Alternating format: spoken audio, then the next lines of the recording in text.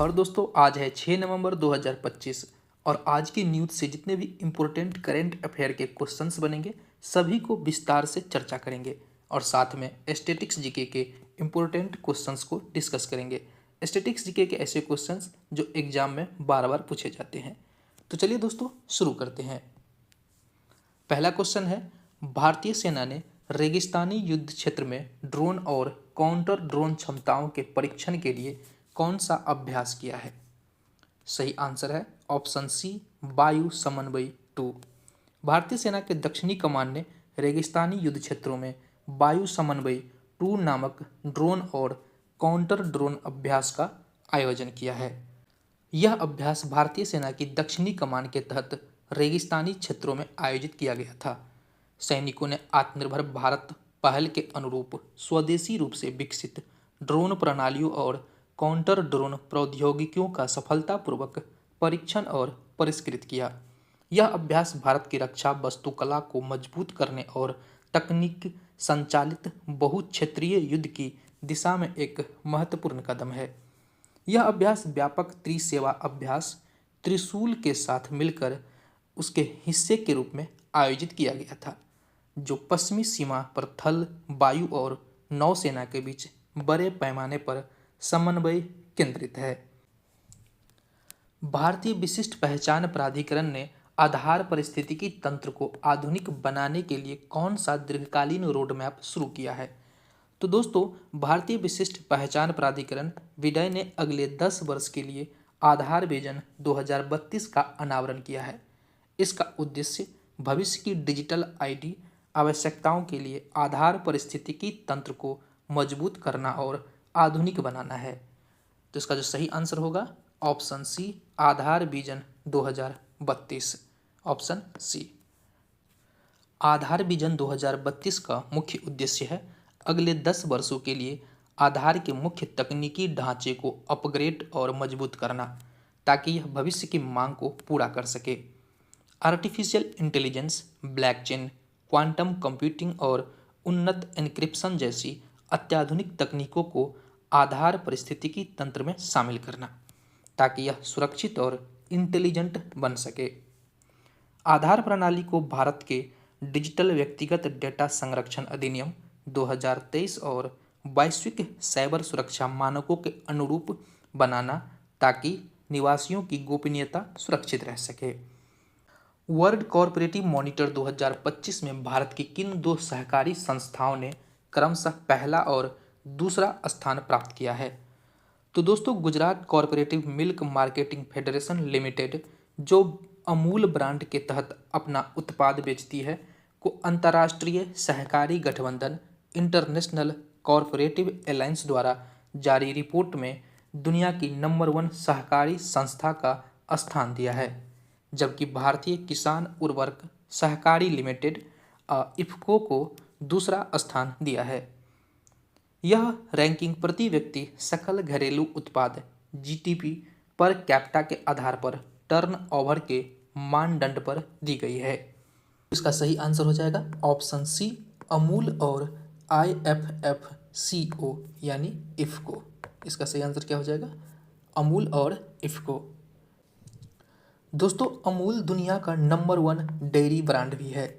इसकी सफलता भारत के विकेंद्रीकरण त्रिस्तरीय सहकारी ढांचे को दर्शाती है, जिसमें 18,600 से अधिक ग्राम स्तरीय डेयरी सहकारी समितियां और 36 लाख से अधिक दूध उत्पादक शामिल है, जिसमें बड़ी संख्या में महिलाएं भी हैं। इफ्को भारतीय किसान उर्वरक सहकारी लिमिटेड दुनिया का सबसे बड़ा उर्वरक सहकारी संघ है। यह भारत भर के किसानों को उर्वरक और विभिन्न कृषि सेवाएं प्रदान करता है, जिससे ग्रामीण विकास और खाद्य सुरक्षा में महत्वपूर्ण योगदान मिलता है।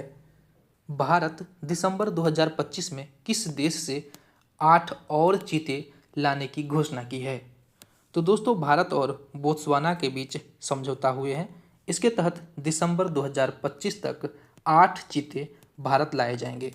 यह प्रोजेक्ट चीता का तीसरा संस्करण है, जिसका लक्ष्य भारत में चीते की उस आबादी को फिर से स्थापित करना है जिसे 1952 में विलुप्त घोषित कर दी गई थी। तो दोस्तों इसका सही आंसर होगा ऑप्शन सी, बोत्सवाना। बोत्सवाना से भारत जो है 8 चीते मंगाएंगे। दोस्तों इन सभी चीतों को शुरू में मध्य प्रदेश के कूनो नेशनल पार्क में क्वारंटाइन में रखा जाएगा। अंतर्राष्ट्रीय प्रोटोकॉल के अनुसार भारत आने के बाद इन चीतों को औपचारिक रूप से जंगलों में छोड़े जाने से पहले 2-3 महीने तक क्वारंटाइन में रखा जाएगा।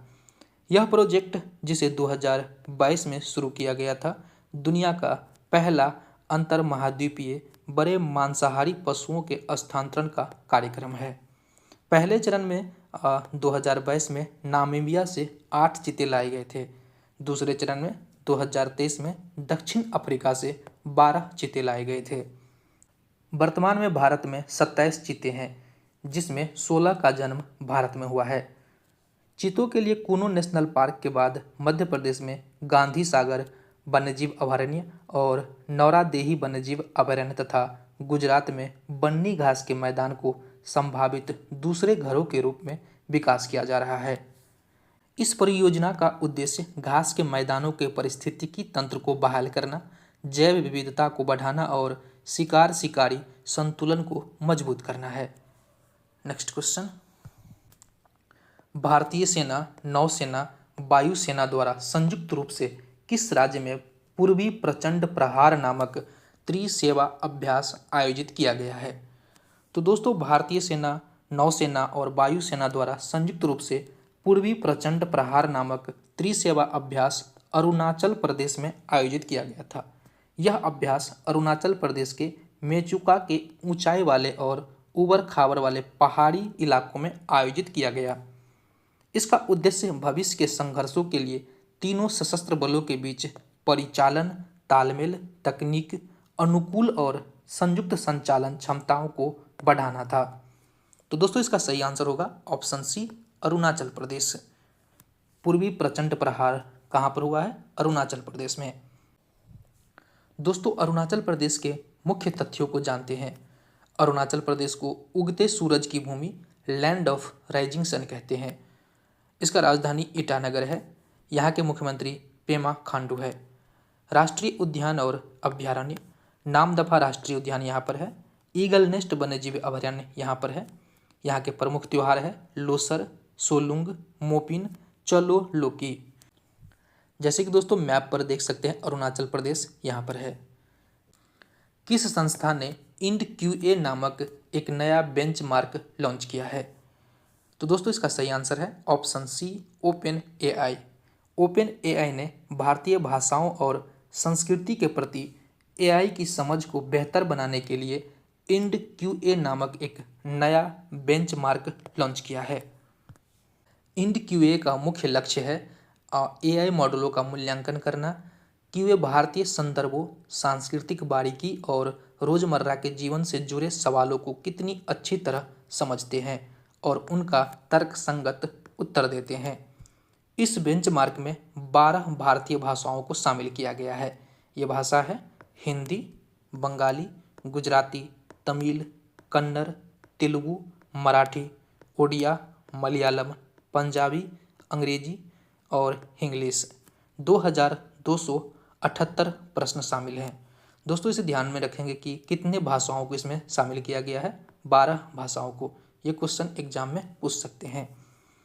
पारंपरिक बेंचमार्क के विपरीत INDQA में प्रश्न अनुवादित नहीं है। इसके बजाय वे मूल रूप से भारतीय भाषाओं में लिखे गए जो स्थानीय मुहावरों, बोलचाल के भावों और सांस्कृतिक संदर्भों को बेहतर ढंग से पकड़ते हैं। इस डेटा सेट को पूरे भारत के 261 से अधिक क्षेत्रीय विशेषज्ञों के सहयोग से तैयार किया गया है। यह बेंचमार्क 10 सांस्कृतिक डोमेन में AI की क्षमताओं का मूल्यांकन करता है।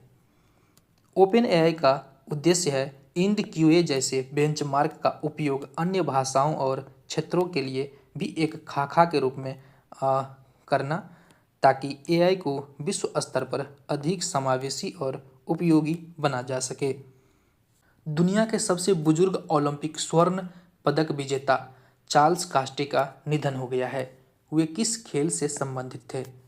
तो दोस्तों फ्रांस के दिग्गज ओलंपिक साइकिलिस्ट चार्ल्स कास्टे का 101 वर्ष की आयु में निधन हो गया है। उन्होंने 1948 के लंदन ओलंपिक में साइकिलिंग में स्वर्ण पदक जीता था। तो दोस्तों इसका जो सही आंसर है ऑप्शन बी साइकिलिंग। चार्ल्स कास्टे किससे संबंधित है? साइकिलिंग से। उनके कैरियर और उपलब्धियों के बारे में कुछ जानकारी देखते हैं। इनका जन्म 8 फरवरी 1924 को हुआ और 30 अक्टूबर 1925 को निधन हो गया। उन्होंने अपने साथियों पियरे एडम, सर्ज बुलसन और फर्नाल्ड डेकनाली के साथ मिलकर 1948 में ओलंपिक खेलों में ट्रैक साइकिलिंग की टीम परसूट इवेंट में स्वर्ण पदक जीता था। 1949 में उन्होंने एक पेशेवर साइकिलिंग चालक के रूप में ग्रैंड पिक्स डेस नेशंस का खिताब भी जीता था, जिसमें उन्होंने इटली के स्टार फोस्टो कॉम्पी को हराया था। 2024 में पेरिस ओलंपिक खेलों के उद्घाटन समारोह में 100 वर्ष की आयु में ओलंपिक मशाल वाहक के रूप में भाग लिया था। अपनी मृत्यु के समय वह दुनिया के सबसे उम्रदराज जीवित ओलंपिक स्वर्ण पदक विजेता थे। Next question, consumer care award किस राज्य द्वारा शुरू किया गया है? तो दोस्तों इसका सही आंसर है ऑप्शन सी राजस्थान। राजस्थान के मुख्यमंत्री भजनलाल शर्मा के आदेशानुसार प्रधानमंत्री नरेंद्र मोदी की कंज्यूमर केयर अवधारणा को ध्यान में रखते हुए यह पुरस्कार शुरू किया गया है। इसे देश का अब तक का सबसे बड़ा उपभोक्ता सेवा सम्मान बताया जा रहा है। इस योजना के तहत विभिन्न श्रेणियों में पुरस्कार दिए जाएंगे, जिसमें राज्य की स्वायत्तशासी श्रेणी के लिए 5 लाख का नगद इनाम पुरस्कार शामिल है। दोस्तों राजस्थान को एक नज़र में देखते हैं। राजधानी जयपुर है, मुख्यमंत्री श्री भजनलाल शर्मा, राज्यपाल श्री कमल राज मिश्र। स्थापना हुआ था 30 मार्च 1949 को। क्षेत्रफल है 3,42,239 वर्ग किलोमीटर, जो कि भारत का सबसे बड़ा राज्य है क्षेत्रफल के दृष्टि से। यहाँ की जनसंख्या है 6.85 करोड़। यहाँ की भाषा है हिंदी, राजस्थानी और मारवाड़ी। राज्य का गठन कई रियासतों के एकीकरण से किया गया। यहाँ पर जो इसकी जो सीमाएं हैं किसकी से लगते हैं? पंजाब से, हरियाणा से, उत्तर प्रदेश, मध्य प्रदेश और गुजरात से लगती है। दोस्तों यहाँ पर देख सकते हैं यह है राजस्थान की मैप है। यहाँ के वन्यजीव और अभ्यारण्य है रणथंभौर राष्ट्रीय उद्यान, सरिस्का बाघ अभ्यारण्य, केवलादेव राष्ट्रीय उद्यान। दोस्तों ये केवलादेव राष्ट्रीय उद्यान यूनेस्को विश्व धरोहर स्थल में शामिल है।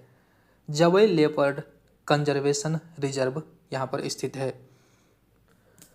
मनोहर पार्लिकर युवा वैज्ञानिक पुरस्कार 2025 से किसे सम्मानित किया गया है? तो दोस्तों इंडियन इंस्टीट्यूट ऑफ साइंस जो बेंगलुरु में स्थित है, उन्होंने अपने associate professor doctor Sai Gautam Gopal Krishnan को यह पुरस्कार मनोहर पार्लिकर युवा वैज्ञानिक पुरस्कार 2025 से सम्मानित किया है। तो इसका जो सही आंसर होगा option B doctor Sai Gautam Gopal Krishnan. Manohar Parlikar युवा वैज्ञानिक पुरस्कार का यह तीसरा संस्करण है। इस पुरस्कार की स्थापना गोवा सरकार द्वारा युवा वैज्ञानिकों को विज्ञान के क्षेत्र में उत्कृष्टता हासिल करने के लिए प्रेरित करने के उद्देश्य से की गई है। इस पुरस्कार में 5 लाख का नगद पुरस्कार और एक प्रशस्ति पत्र दिया जाता है, जो देश में विज्ञान और प्रौद्योगिकियों के क्षेत्र में सबसे बड़ा नगद पुरस्कारों में से एक है। यह पुरस्कार 35 वर्ष से कम आयु के युवा भारतीय वैज्ञानिकों को मान्यता देता है, जिन्होंने सिद्ध उत्कृष्टता और भविष्य में महत्वपूर्ण योगदान देने की क्षमता दिखाई हो। पहला क्वेश्चन है केमिकल एलिमेंट्स के आधुनिक आवर्त सारणी का निर्माण किसने किया था? सही आंसर है मेंडलीफ। मुद्रा राक्षस नामक प्रसिद्ध संस्कृत नाटक के रचयिता कौन है? सही आंसर है विशाख दत्त। कोणार्क सूर्य मंदिर किस राज्य में स्थित है? ओडिशा में। विश्व में सर्वाधिक ज्वालामुखी किस देश में पाए जाते हैं? सही आंसर है इंडोनेशिया। गुलामगिरी पुस्तक के लेखक कौन है? ज्योतिबा फुले। भारतीय राष्ट्रीय कांग्रेस का प्रथम अधिवेशन कहाँ हुआ था? मुंबई में। संविधान का कौन सा अनुच्छेद राष्ट्रपति के महाभियोग से संबंधित है? अनुच्छेद 61। सारनाथ स्तंभ के शिलालेख का निर्माता कौन था? सही आंसर है अशोक। मोहनजोदड़ो की खुदाई का श्रेय किसे जाता है? सही आंसर है R.D. बनर्जी। नंदा देवी पर्वत किस राज्य में स्थित है? सही आंसर है उत्तराखंड। तो दोस्तों यह सेशन यहीं पर ख़त्म होता है। मिलते हैं नेक्स्ट सेशन में, तब तक के लिए जय हिंद।